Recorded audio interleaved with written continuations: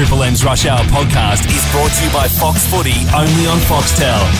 5, 4, 3, 2, 1.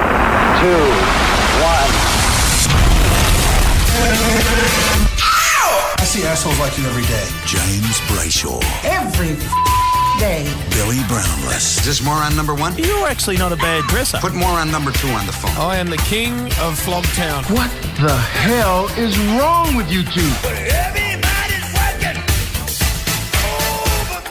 Listening to the Rush Hour. Triple M. I feel good.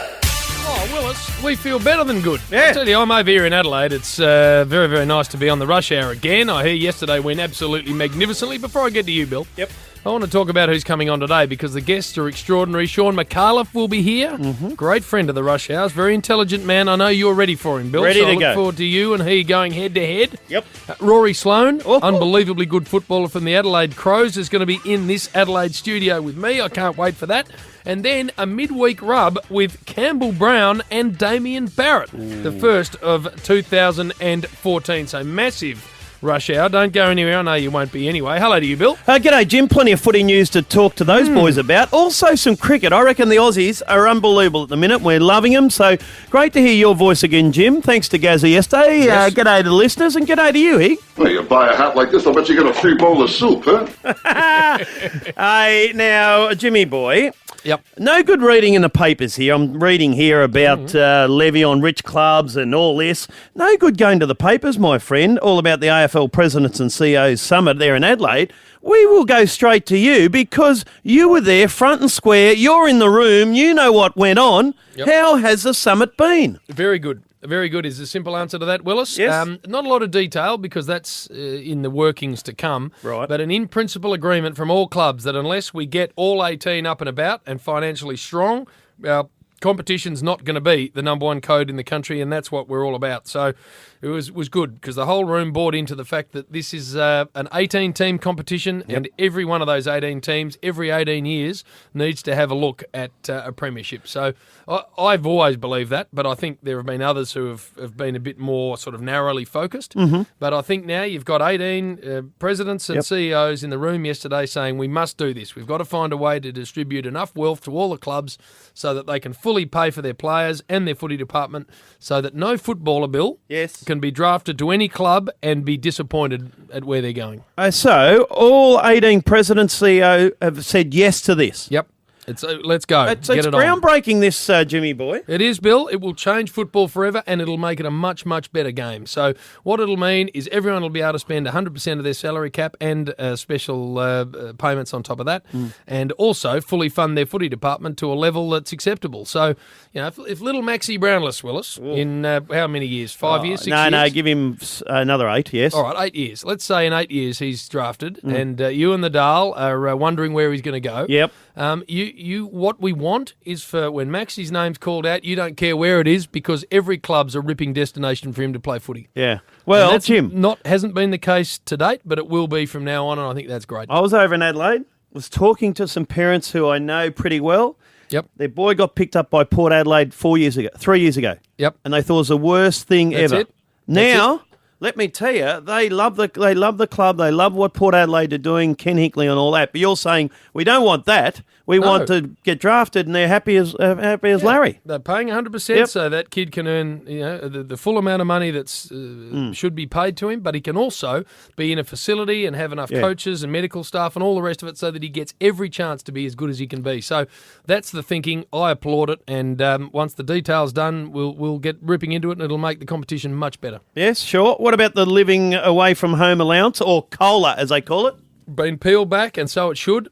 I don't know why Sydney thinks it's any different to anywhere else. I mean, Adelaide is cheaper to live in than Melbourne. Yep. Perth is in another category altogether, and yet there's been one anomaly, and that is the Sydney Swans, and it's rubbish in my view, and it needed to go, and it has. So they're going to still get some an allowance to help players who earn less than a certain amount to live, effectively, rent and all the rest of it. But, this 8 or 9% of the total cap, which was basically close to $1 million extra to spend, was unfair and has gone, and so it should. We're going to a song here, don't worry. But also, Andrew Demetrio, nice bonus here. AFL's $3.8 million man. He got paid 1.8. That's his normal pay. That's it. But a $2 million bonus, Jimmy 2 boy. bricks, Bill. Just jumping in. Not bad. Come on. Crikey, that's like Where do Ego. we get a slice of that, Willis? Oh, 3.8 million for the year.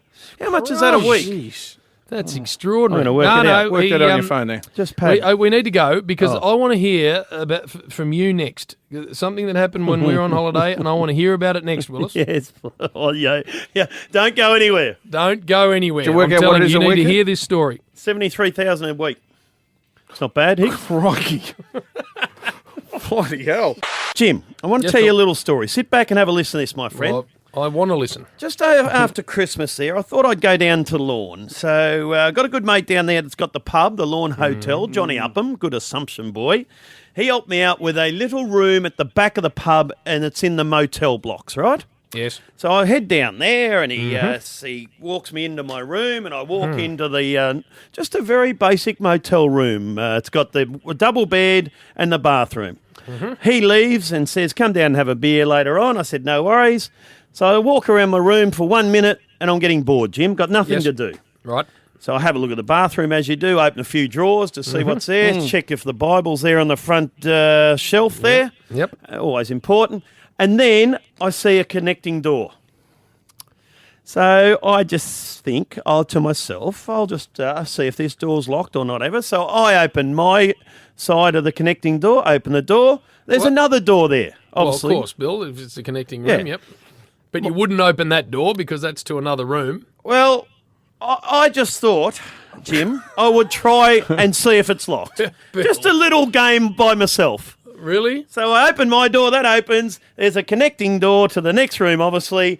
Yes. I just pull down the handle, bang, she opens, Jim. Oh. The door opens, I take a step into the room next door. No, Bill. And He's gone Jim, in. You would Bill. not believe what I saw. Well, Bill.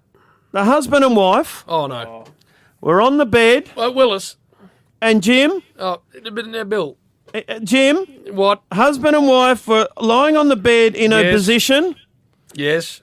Think of a number between 68 and Oh, Bill. 70. Bill. Oh, come on, Bill.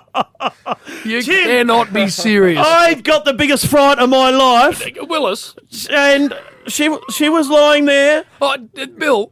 on top, Jim, and Bill. looked no. up at me, and I've gone, oh, no. So I bolt. She saw me, and she didn't know what to say. Oh, I don't no. know if she could talk. Anyway, Bill. she didn't know what to say, Jim. And I've shut the door, shut my door and locked it because I thought the bloke's going to get up here and try and belt me. So I belted through my room and went down and sat next to Johnny Upham, and I was there in 4 minutes flat, and he said, "Geez, you're down here quick." I said, "Johnny, you're not going to believe what happened to me." Bill, I can't believe what happened. Well, I just got the better of me. The Curiosity. killed the cat. Well, And all I can think of is that poor woman. I know. She's in the middle of exercising the option. And she looks up, and Bill Brownless is in her room. I Do wanted you to for 1 second, Jim, I believe wanted that to see- he shut the door straight away and ran away? I think you would have stopped for a moment and paused. I cannot. I got a believe hell of a this. fright. I had no idea what I was walking into. So I bolted, but I wanted to see him later on walking down the street hand in hand, Jim. The only problem was I wouldn't have recognised Wouldn't have recognised Hence our topic. Hence our topic, Jimmy boy. Yes. Apart from people going at it, right? We Yeah, don't so want we've got those other calls, examples we because want. we want a bit of highbrow here. That's it. What embarrassing thing have you walked in on? That's it. What have you walked in on? Just walked through the door, didn't know, like me, and thought, "Oh, crikey, have a look at this." That's it. 133353. Now we want to keep it nice Yes, and respectable exactly. for our Rush Hour family members. That's 133353. What embarrassing thing have you walked in on? Now, Bill. Yes. You're down at Lawn. Yes. You've just decided for some unknown reason to check the connecting door Yeah. for the room next door. It opens, you walk in, and a couple are on the bed there just enjoying themselves. Oh, now All you two, just quickly. And we just got a text from Jane Kennedy. Jane Kennedy. Sorry, just Jane. tweeted in. Great story, Bill, regarding the Lawn pub. But remember, it's school pickup time. That's exactly Uh, right, Jane, and that's why we needed to just talk over Bill on a couple of occasions. Apologies to the lovely Jane Kennedy. Yeah, sorry, Jane. No, exactly right. So we're asking, what embarrassing thing, which isn't necessarily what you were discussing, Willis, have you embarrassingly walked in on? I think, is it Daniel from Emerald? It is. Hey, Daniel, son. There you go, mate. Good, mate. What happened? I had to go round to my girlfriend at the time's auntie and uncle's house to pick up some car parts, and there was no answer at the door and no one at the gate, so we just helped ourselves and walked in the door, and he's dressed up as a bumblebee and she's running around swatting him on the bottom with a fly swatter. He was making buzzing noises. Making buzzing noises. I've never laughed so hard in my life. And what did you do, Daniel? Oh, I went home and told her parents and told all the rest of the Rellos.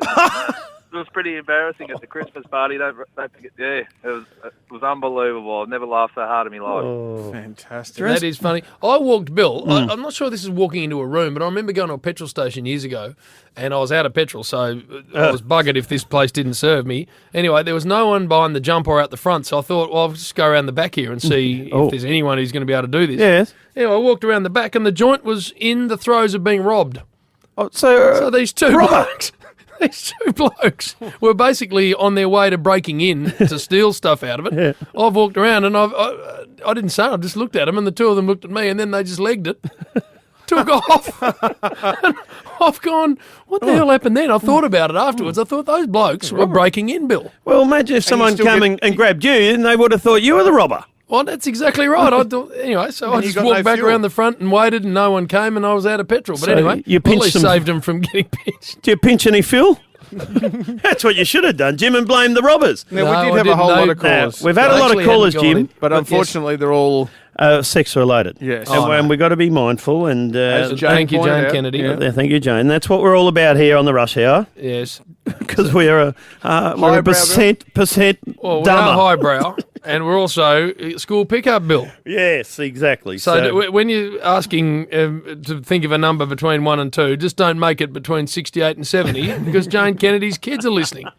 And they've got the awkward talk in the car right exactly. now. What does that mean, Mum? As I look outside the studio, I can see Campbell Brown is floating around as well. Brown Dog likes it. He likes it. Don't worry, Sitchy's on the other line. He's got to answer the questions later on tonight. How many kids they've got? They've got about 6 kids, haven't they? I don't know.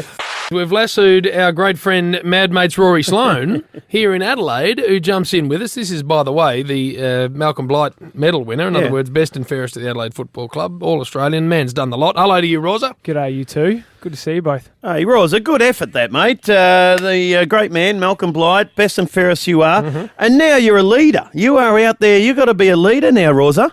It's tough. I know, coming from Upway, it's hard to lead out of Upway, but there's a few mad people out there. But it's look, it's just another step I suppose I need to take in preparing myself for this year. Yeah, and Rosa, you've had a good start too, Adelaide. You're 2-0 in the NAB Challenge. Yeah. Do you read much into it? What do you aim to get out of these NAB games as a footy club? I think last year we probably didn't start the season running, and this year we've gone in to really wanted to start the season with a couple of wins and really roll into round one. And the first couple of games we played some younger guys, as most teams do. Got some good match time into a couple of really young guys like Cam Ellis-Shulman, Mitch Grigg, who have probably impressed, and Matt Crouch as well, really impressed. So got some key minutes into those guys, and then you just want to feel good coming into round one. I reckon get a bit of touch yourself and try a few different things structurally. And I think we've done it all right this year, and we've got another game coming up Friday, GWS up in Blacktown. Because it's a big year for the Crows, mate. After last year, you finished 11th, only 10 wins after having a really good year the year before. So how's Sando been? Because he's had one good year and one ordinary year. Yeah, it was probably tough for Sando because he's obviously come out of Geelong, Bill, which, as you know, has had an unbelievable winning streak for forever, really. Yeah, not bad. So it was probably his toughest year he would have had in a long time, and it was a tough year on us as well as a footy club. Yeah. And I think this year we've tried to have a really positive pre-season and started that off strongly with a couple of wins. And you're speaking of Geelong, that's where you start. No tougher draw than Skilled Stadium round one Thursday. Simmons, March 20. I suppose that's the exciting thing for us is we'll know where we stand immediately after round one, and We've got some boys flying, and it's going to be exciting. I know we can't wait to get down there and play Thursday night under lights down there. Oh, those lights! Absolutely insane. Have you seen the lights, Rosa? Oh, Not lit. I haven't been down there when they've been up and running, but look forward to it, Bill. They've got better. I don't know how, but over summer they got better. Hey, what is also great that we don't know too much about over here, but you and Port Adelaide have your own second side now. Yes. So very good. Yeah. How does the Crows? They have one in the Sample now, do they? Yes, the Crows, we've created our own new team, the Crows Reserves. Yeah. And Port Adelaide. Yeah. Yep. But for other years beforehand, normally you come in and there's a little mini draft in the SANFL, and I was playing at North Adelaide for my first couple of years. But look, I know a lot of teams in Victoria just love having a team in the VFL because you can trial things with the young guys, and the young guys can play exactly how you want them to play and where you want them to play as well. So a huge benefit for us, and I think it'll draw a few big crowds to SANFL as well. Hey, now, Rosa, we're going to add a little break here, but we want to find out what the off-season's held, Willis, because last time we spoke to him, he was going to Sri Lanka, he was going to the Maldives, he was... Belinda. More and more ensconced with Belinda. That was getting more and more serious. Is she still around, or what's happened? After the song, Bill. All right, then. Rory Sloane. He is superstar for the Adelaide Crows, great friend of ours on the Rush Hour. Now, Rosa, when we last spoke to you, you were about to go surfing in Sri Lanka and the Maldives with your beautiful better half, Belinda. How did that go? Yeah, it was amazing, really, very good. Sri Lanka was just third world, but still the most pristine beaches and the most beautiful people close to in the world too, Sri Lankans. Oh, they're amazing, and their food is insane. I love that sort of food, and some of the food we had was just unbelievable, so tasty. And the surf? Surf was okay. Surf was better in the Maldives. We went to a little island called Kanduma, and that had a little right hand out the front, and I could wake up in the morning, take about 10 steps, paddle out, and had the ocean basically to myself there. It was that time of year where sort of surf wasn't as big as it can get, but had a lot of time to myself out there, which was amazing. It was just like fish around everywhere. You just jump off the board, and I took a pair of goggles out while I was surfing so I could just snorkel around and really wait for some waves to come in. So it was a pretty amazing place, actually. We had an absolutely amazing time, and it was just what I needed, just a good relax and get away from everything for a while. Oh, do they play beach cricket like they do in the West Indies, or cricket in the streets like India?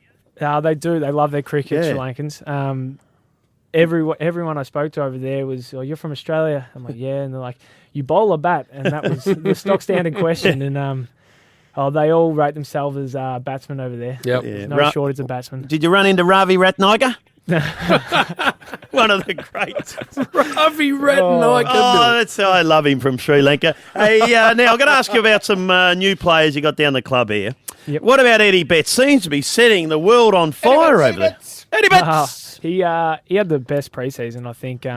He was probably one of the most exciting players we had all preseason. In his training, he just set training alight, and as soon as he got in there, he just wanted to learn and be a part of our culture and really help some young guys learn as well. He's been so good for Jared Petrenko, Charlie Cameron. These are some other young guys that he's just helped already. And obviously your man, the big J-Pod as well. Oh, yes. Bill. How is the old Pods? Because he's an old fella, but you wouldn't know that, would you? No, I think he's been training like a young guy again. Yeah. He's been training very hard. We had a very solid preseason. He didn't want to miss out on anything at all. So earned a lot of respect early, the big Pod, and looking fit. I think he's dropped a couple of kilos and looking pretty sharp. And the other one we want to ask you about, Jim, don't we, is Craig Kelly's boy, Jake, who doesn't... He's a very straight down the line. He eats the right food. He doesn't drink. And I heard that he went to a barbecue first day over there. And guess who he went to? Tex Walker's house. Texan. The Texan's giving him a beer, and he politely took it because it was off Tex and just put it by the side of the couch and did not have a sip out of it. Yeah, he's a good boy, Jake, and I've never seen a young kid eat so much. He seriously eats seconds and thirds. Well, he got that from his father. And Moo. Poor host lady or host family that has him, because their food bill will be absolutely insane. And he's earned the nickname the Bull at the moment because he's training that well. Yeah. He's just an absolute jet. He just buries blokes, and he leaves nothing behind at the moment. And that's what we want to see in some young guys, just guys that have a crack. And I'm sure you'll be seeing him play some footy for us throughout the years. Right, the Texan. Let's find out where he's at, please. Yeah, he's I think he could play now, but big blokes, as you know, They come back. I don't know how he'll come back from a knee injury, but I think they're going to take the time with Big Tex because he's that eager. He's that keen just to run out, and he's been joining in a bit in training now, and his skills are looking sharp, and he's buzzing around. But I think he just wants to play, and he's got to pump the brakes a little bit with Tex because he's so keen. Hey, Bill, I went out the back, and as you know, at the Adelaide Test, out the back is where it all happens. It's a bit like the bird cage at at Flemington. Yeah. All the beautiful people out the back in the marquees at the Adelaide Oval. And I knew your boys were all out there, Bernie and Tex and a few of the Jared Petrenko, a few of the boys. Anyway, so I've gone out the back there, Willis. I was standing there with him for 15 minutes. Obviously, I was working, so I was just saying hello. And within a 20, 30-metre radius were 15 to 20 of the better-looking women you'll ever stumble across. None of them anywhere near the Crows boys. No. To which I said to Tex, what's going on? This is why you're out here, Texan. Yeah. And according to Bern, Tex was driving them away. Oh, no. What? He's still got coming up, taking one look at Tex and splitting. No, he's a good-looking bloke now, Well, that's Tex, what I would have thought, but his he's haircut. having no joy at all, Rosa. I don't know. With Bernie out of the house, maybe that's cost him. I don't know. But with Tex and that haircut, he looks much sharper now. Well, he's a big unit. That's what he is. What about, before we let you go, the Danger? How's he tracking? Yeah, good again. He look, I think you'll see another big year from Danger. He'll cop a lot of attention. But I think we've got some guys now that can look after him, and probably Richie Douglas might cop a few tags, and even young Crouchy will cop some. So this might take a bit of heat off Danger and expect a big year, I reckon. Well, it's great catching up with you, mate. Thank you very much for dropping in. Look forward to seeing you when the Adelaide Crows are playing, and obviously when you're over on the footy show. Rosa, when's that going to happen? I think before the Port game. Oh, nice. Oh, yes. We look Won't forward be to over. that. We'll be doing a cross or Yeah, something. fair enough, Beautiful. Well done. Rory Sloan on the rush out. Great pleasure to welcome Sean McAuliffe, a very talented man. Mad as hell, of course, back for a third season on the ABC, 8 p.m. tonight. And Sean's been good enough to come and join us. Hello, mate. Oh, well, no, there's no goodness involved. I'm more than happy to turn. Although I am a bit disappointed. This is your first week back. On a Monday, you had Andrew Demetriou as a guest. Yes. And now by Wednesday, halfway through the week, you're down to me, which I wonder about the future of Gary the Lyon yesterday. Oh, God. And then yourself, who was a touch late. Yes, I was late. I do apologise. I apologise to both. I apologise to your listeners who I'm sure were waiting. Very disappointed when it didn't turn up. Well, we were lucky to be able to drag Rory Sloan in from the Adelaide Crows, who was able to do a fine job and give us the time to get you right. Now, listen, Mad as hell, going beautifully? Yes, well, it's a third season, so it's a third time a charm. We don't have to try anymore. It just we're on automatic pilot. And I haven't even really thought about what I've been doing for the last 3 episodes. So fourth one tonight. Yeah. And it's a news and current affairs type show, and you have these guests that come in occasionally, but also you've got they're not really guests, Bill. We dress up actors and they pretend to be guests.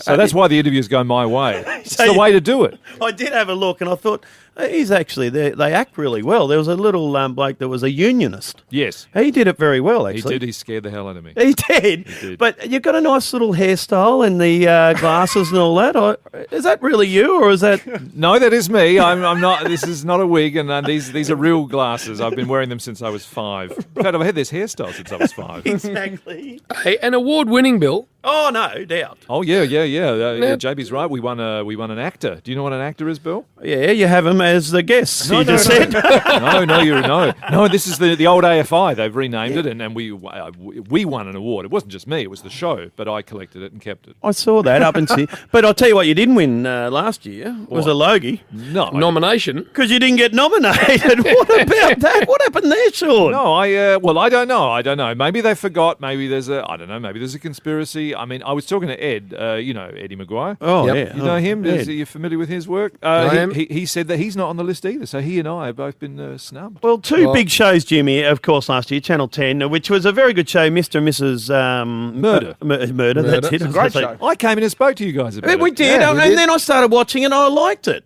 That's cool. You sound surprised. Why are you surprised that you enjoyed it? Because it was quirky. It was quirky. It was about murder, but it also had some laughs in it. It did. Cat Stewart was fantastic. It's great, yeah. And you weren't nominated, but No. you do have some good views because you love your politics, don't you? I do. Well, that's the show. The show's all about politics and what's happening in the news. And sometimes we actually deal with actual things in the newspaper. It's easy to make them up, but you don't have to at the moment. And I've got some. Just shut up for a minute, Jim, over there. Well, we'll do that next, Bill, I think. We'll take a break. Because you want some one-on-one time with Sean, but I'm just thinking as I'm sitting over here in Adelaide, Willis, that the reaction from the people under Sean McAuliffe when he wasn't nominated for a Logie might have been slightly different to the people under Ed when they found out that he hadn't been nominated.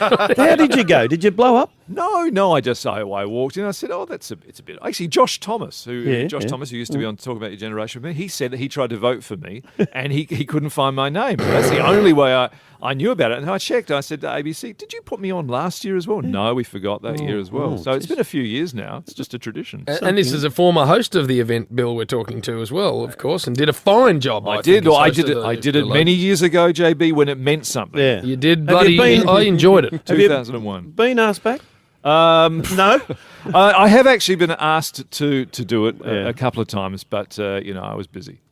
So maybe that's why I'm not on the list anymore. I'm not regarded as a presenter because my cards run out. Well, Bill Brownless next is going to go one-on-one and discuss the political landscape with Sean McAuliffe. Sean McAuliffe is here. And stand by. I'm not a member of the crew. I'm a regular member of the team, though. You should. Yeah, absolutely. Here you go. Yeah, okay. No doubt, and welcome whenever you like. Just wander in. We love it. Just walk in. Hey, mate, Bill's asked in the meeting prior to today's show, he said, I have strong views on political issues around the world at the moment. Yep. And he said, Sean McAuliffe's one of the few people that I can cross swords with on these topics. So he said, Jim, what did you say to me? I said, shut up.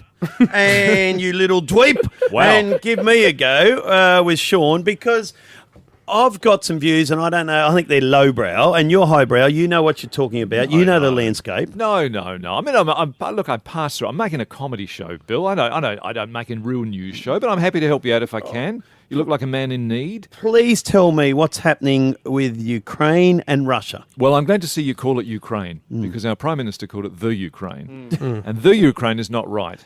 No. It's a disparaging way to refer to Ukraine because the Ukraine used to refer to... Because Ukraine is actually Ukrainian for borderland, and that used to be when it was part of Russia. It was called the Ukraine, the border. That's what it was referred to. Good. So that's the area that Russia want at the moment, Bill. They want the Crimea. Everybody wants What's the Crimea. the Crimea? The Crimea is the bit on the border there, where the Black Sea is, and the Russia are very keen on it because that's where all their ships are. And they're a little concerned. So I'm with Vladimir here. I think it's fair enough that they come in and stake their claim. Is there going to be any force, or is it going to be another world war? No, they're already there. So it depends. I mean, they've got 16,000 troops. I can't believe I know this. This is just attrition. Ukraine, what have they got? How many troops? About 4. So they're struggling. They're up against it. But they're recruiting as we speak, aren't they? They are. I think you're quite right. They've called the reservists up. They must have been happy to get that phone call. Reservist. Yes. And Kevin Rudd's over there trying to save the day, isn't he? Yeah, I think he landed in Moscow today and he's going to Kiev. And this is not a good holiday, really. But he planned it a few months ago. So, he's stuck with it. Otherwise, he loses his deposit on the tickets. Yes. All right. Now, Craig Thompson, how did you see the credit card abuse with Craig-O there? The court has spoken. Judge Judy said that he used the credit card in a way that he shouldn't have used the credit card, Bill. So that's it. That's the end of it. That's the end of it, really. Yeah. All right. And that's probably fair enough, isn't it, Sean? You shouldn't be using the credit card for ladies of the night and other bits and pieces. No, that's right. Well, I don't know what the standard practice is. I suppose credit card's fair enough at this modern age. Asking for cash out is probably a little impolite as well. Videos are okay. Videos are fine. In the motel room. That's right. I don't imagine he watched the whole thing. No, like 24 hours you get. How do you know this? I read it. You come back in the morning, they're still going around. Now, I read it. I read it. Where'd you read it? Where did you read it? Somewhere. In the video when you buy them. Now, Chappelle Corby. Yes. What is the latest there? Because I see somewhere that she's tried to. I don't know if she tried to commit suicide, but she tried to. She had a parole hearing. She was visited by the parole. We will be dealing with none of this in the show tonight. Aren't you? She had a parole hearing, and I think, as I understand it, the Indonesian Justice Department are a little concerned about the interview that her sister gave on Channel 7. Yes. And they suggested that perhaps it may impact on her ability not to go back into Karabokan prison. So she might have to go back into Karabokan. She might have to go back. That was the suggestion, and I imagine that was a reasonably upsetting conversation. So she grabbed the knife. Yeah. Well, I wasn't there, Bill. I wasn't there. I just only know what I hear. All right, Sean, are you going to here? Now tell me this one. This is one that I don't quite get because Qantas. Ah, yes. Why are they going broke? Well, they're going. Well, everything's very expensive. It's not so much they're not making money. It's just that I don't know if you've ever bought a plane. Have you bought? Have you bought a plane? Not lately. JB, Bill. have you bought? Never have. No. Apparently, they're very expensive. Now, Rain Man, he loves Qantas. He loves Qantas. He only flies on Qantas. Never crash. Never crash. Never crash. Excellent airline. Never crash. So that's a great endorsement. Yeah. But despite that. I think they're not worrying about airplanes so much anymore because they are so expensive. And I think mainly it's just Segways. They're all going to invest in Segways, and that'll be Qantas for the next couple of years. I think that's manageable. Hard to balance on. And the missing mango. Oh, they found it. Because tell the people if they haven't seen it, there was this big giant mango it was in Bowen, I believe, in Queensland. Bowen. And you go on a holiday, you see the big mango. You see large fruit everywhere around Australia, this wonderful wide brown land that we have. You can visit a giant lobster if you want to in Kingston. A lobster? A giant lobster, crayfish there. And, or you can visit the giant, in South Australia, I think, JB. Koala? Well, there's a koala there. There's a koala on the way. There's a... James Wells Bridge, Yeah. So mango hadn't been made yet. Yes. Mango's a hard thing to mount, really, because it's such an odd shape. Yeah, it is. Often falls over. Easy to steal, as it turns out. It's on a stem, broke off. Apparently, it was a viral marketing stunt perpetrated by somebody at Nando's or something. So they went and hid it about 200 metres behind where it stood. I don't quite know how you would hide a giant mango. Huge mango. Yeah. It wasn't an ordinary sized mango. Who would come and see that? So they found it. They found it. They found it and they've returned it. And everyone's happy, apparently. So the police, can call off that search. So none of this on the show tonight? No, nothing. We're just doing the weather. So what's on the show tonight? Before I get onto that, Bill, they were Sean's very well-educated views. Do you share those views yourself or differ on some Especially of them? about Ukraine and Russia. Ukraine and Russia. I think it's who's got the biggest doodle. Let me write this down because I think we'll open with this. Who's got the biggest? What was that word? Doodle? Russia has got a big one, obviously, and Ukraine think they're right. Okay, think they're up there. It's like those blokes, the Putin and all them. They want to show who's got the biggest dick. And this is what's happening. And I feel a bit sorry for Ukrainians. I think it's their land. Yes. And piss off Russia. Look at the vast land they've got. They've only had it for about 22 years. Who? Ukraine. It's only been independent for about 22 years. So technically, it's if you're looking at who's owned it longer, that'd be Russia. Yeah, Bill. No, but it was given to them like at Christmas. You can't take back a gift. If you give a gift, you've given the gift. You can't take it back. If Ukraine still have the receipt, would that? Well, no, I say good on Ukraine. Stand up for them. They only got 2 Boy Scouts and an angry cub leader, but they will fend them off. Bit of Maxwell Smart there, Sean. Anyway, what's on the show, mate? What's on the show? Well, we've got we haven't written it yet. It's on at 8 o'clock tonight, and we want to keep it up to date, so we get in about 10 to 8 and write it. The Western Australian Senate election, which is... hang on, this is all good stuff. That's on tonight. Is that another battle of who's got the largest prong? What word did you use? Doodle.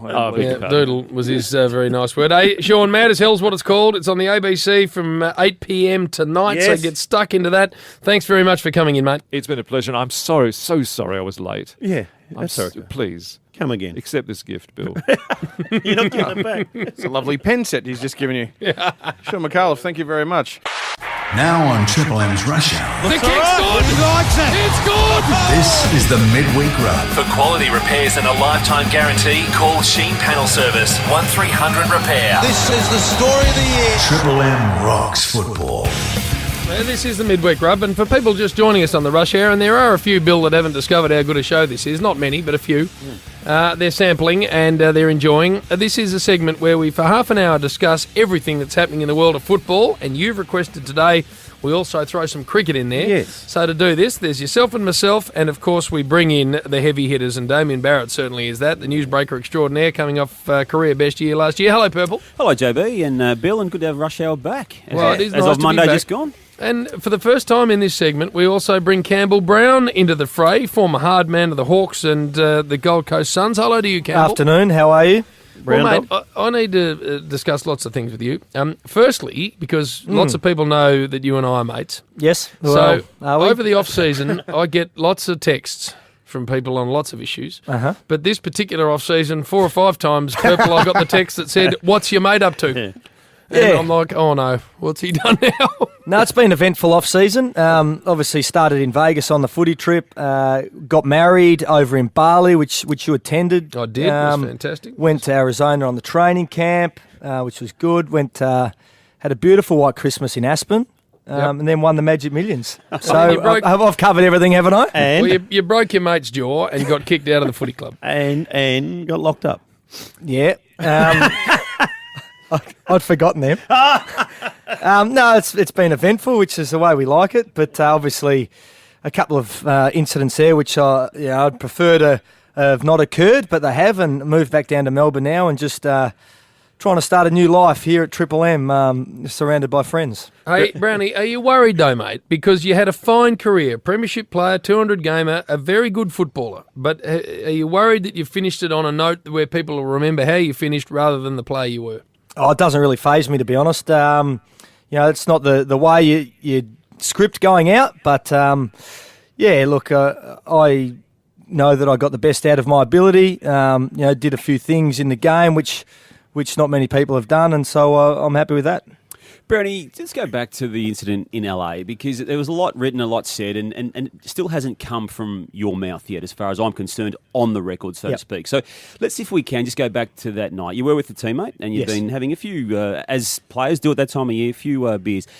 Just take us through what happened, because it got a bit haywire-ish once the night wore on. Just from your eyes, if you can now, because you haven't done this yet, let's just get a few things straight as to what did happen, if we can. Yeah, look, I obviously I can't go into it in too great a detail because Gold Coast is still obviously paying my contract and things like that. But probably one of the most disappointing things out of it all was just some of the misreporting by the media and some of the stories going around. And yeah, we'd had a great 2 weeks in Arizona. We were allowed to go out and have a couple of drinks that night, and we did. We went out, and one thing led to another, and me and a teammate got into an altercation. But to wake up and read stories that I'd king hit him, and I'd left him in a pool of blood on the floor, and just ridiculous things like that, which just did not occur. Well, again, what did happen then? Here's your chance to clear it up. And I don't think you're going to be saying anything that breaches whatever settlement you've got with the Gold Coast. I mean, you'd be the judge of that, obviously. But, was Rihanna there?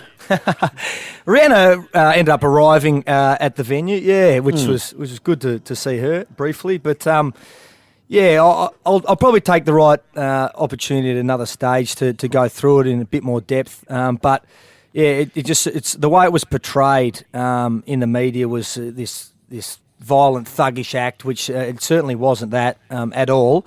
It was a couple of guys that had a crack at each other, and unfortunately for me and for him, he got a fracture in his jaw because I dare say, had that not occurred, I'd probably still be at the club. That's right. Well, I heard you were getting him out of some trouble and you were doing the right thing. That's what I heard, and you didn't tell me that. I heard it from good sources. Now, Damo, you're our media man. What's going on? The AFL players, and we can ask Jim about, of course, what's happening over there with the commission meeting, but with the AFL players, they're standing up against the treatment of some of the stories that have gone to in print. Naming of the Essendon players by their Certainly son. Naming of the Essendon players by their old son. And Matthew Pavlich come out and had a bit to say. Did you hear that? Oh, we're going to hear that. We are going to hear this. It is the view of the captains of all of the 18 AFL clubs that the decision to name and publish photos of current and former Essendon Football Club players on the weekend falls short of the standards that are acceptable, particularly based on the key factors of respect and decency, which we would hope would characterise the relationship between the players and the media. That's Matthew Pavlich today. In a nutshell, players aren't happy with the Herald Sun. No, they're not. And what happened today in Adelaide, the 18 captains, or as it turned out, Bill, 15, because there were 3 absentees, lined up for the AFL Media Day. So they at one stage of this gathering, got behind Matthew Pavlich, who said and other words. Look, use the word respect and decency, said that the players group, or the captaincy group, that condemned the mistreatment of vulnerable players. You know my background with the person at the centre of this, Mark Robinson, whose name was one of the names alongside Michael Warner on the Herald Sun article. I raised my relationship with him because I've got no reason to stick up for him. Okay, we don't like each other, we don't speak to each other, and that's just by the by. But I think as a journalist, he had every right to do what he did, and he chose to do it. Now, that only the journalist in question at that time, with the information at hand and all the other constraints around them, can make that decision. I respect the fact he's done that. He has not done anything wrong in my eyes at all. Now, he might face legal action, and then that's a potential consequence of what he did, but he chose to do it. For Matthew Pavlich to start using the words respect and decency and to sort of talk about the mistreatment of vulnerable players, the reason the players are vulnerable, Bill, is because of what Essendon Football Club put them through. I didn't see Matthew Pavlich saying anything about the Essendon Football Club. I haven't seen anything about Essendon players, by the way, saying the same thing. So for the captains now to have a problem with what a journalist did by way of naming players who are named in a document, and the media doesn't sign off on the confidentiality around this, I don't know whether they've gone down the right path this way. I can see why they've done it, and if I was a captain, I'd probably do the same thing. But there are two sides to it, and I'm happy to defend the journalist side on it. If you'd written that article, would you have named the players? It's a funny one, JB. Hands up, I didn't have the full list of names. I had certain names, but I certainly didn't have them in the context that Mark Robinson did.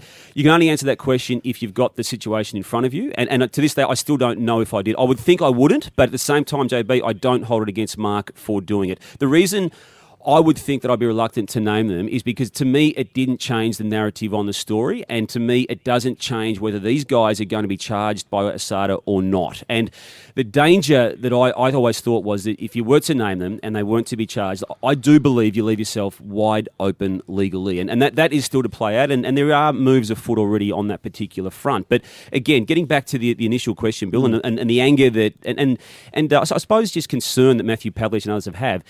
Should they have been named? I can see why they say they shouldn't have been, but I can honestly say I don't. I honestly believe Mark Robinson and Michael Warner have not done anything wrong as journalists in so doing, because they made the decision at the time to do it.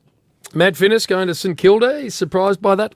Head of the AFL Players Association? I am, JB, just because of the massive task that is at hand at the Saints. The Saints basically are now the Melbourne of a few years ago in the eyes of everyone in the competition, and most significantly and pertinently the eyes of the AFL. They have a long road ahead. He's a very, very good operator, Matt Finnis, but it's not as if he's just cruising into a job of a club halfway up the rank like a Carlton or even a Richmond or a North Melbourne, for instance. Even it's as bad as there has been. Plenty on long his plate. time, and he's a smart man, and he knows what he's in for. But it's going to be a long slog on this one on the way out for him. NAB Cup. I want to go. Do we need to get to a break? Yeah, get to a break, mate. All right, we're going to talk NAB Cup with Brownie next, and I also want to talk a bit of cricket. What do you want to talk about? I want to talk cricket.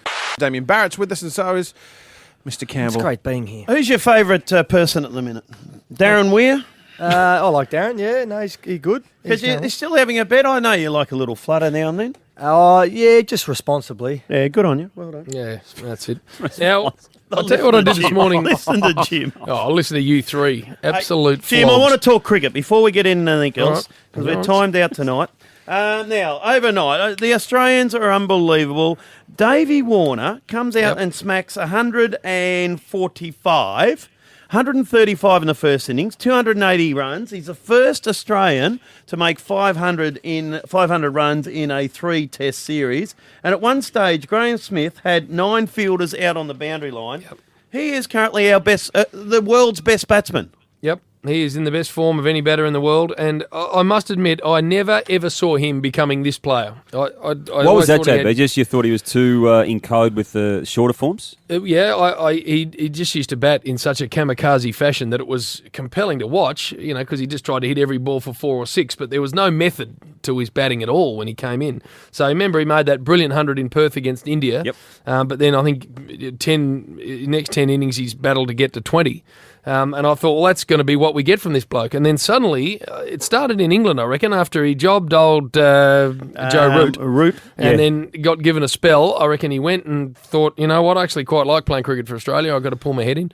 And his behaviour with the bat since then has been nothing short of staggering. His Ashes batting was extraordinary. And as Bill said, he has torn this series to shreds. So I'd take my hat off to him. I think he's unbelievable. Without giving us an ABC style of analysis and critique on what has happened in the past 8 Test matches, but just your eyes, why is he now making these runs at Test level? Much calmer at the crease. So he's worked out how to bat in the long form. He's not trying to hit every ball for 4 or 6 anymore. Playing a lot straighter. But he almost is. He's still run. It's run a ball. As Bill said, it's 280, and it's effectively run a ball. It is. No, it is, mate. He's a freak. There's no doubt about that. He's scoring at Adam Gilchrist pace, and Adam Gilchrist was an unbelievably attacking batsman as an opener, which is even harder.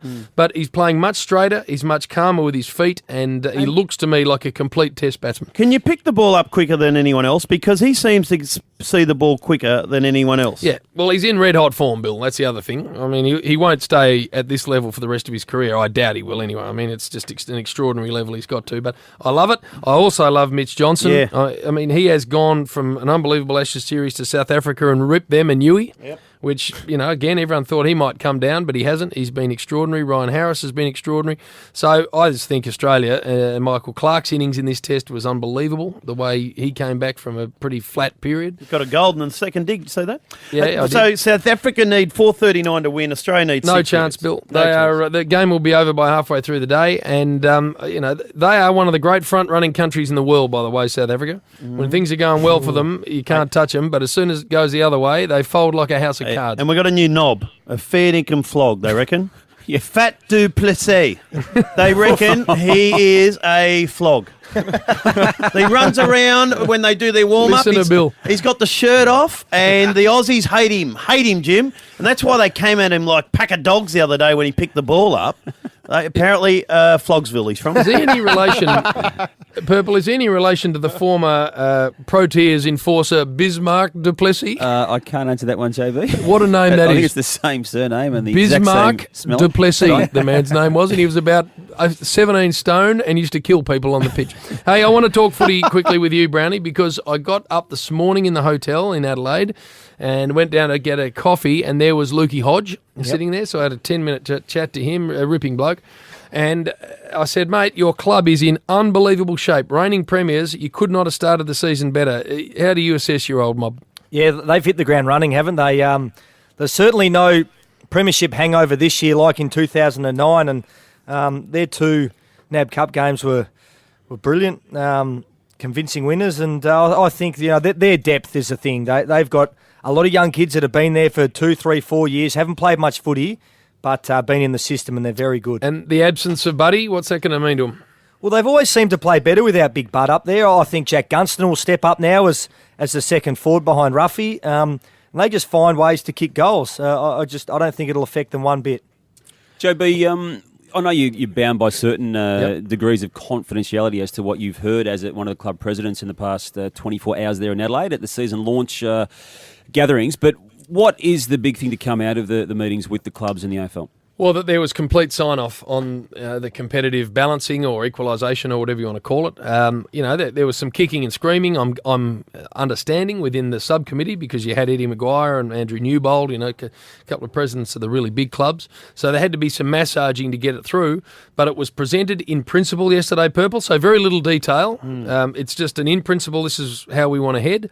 Do we have agreement in the room? And there was universal agreement. So I thought that was a huge step forward because unless, as I said to Bill at the start of the show, unless the 18 clubs are strong, we are not going to be the number 1 code in Australia and maintain that status. So I think it's really important that it comes through, but obviously everyone else does too.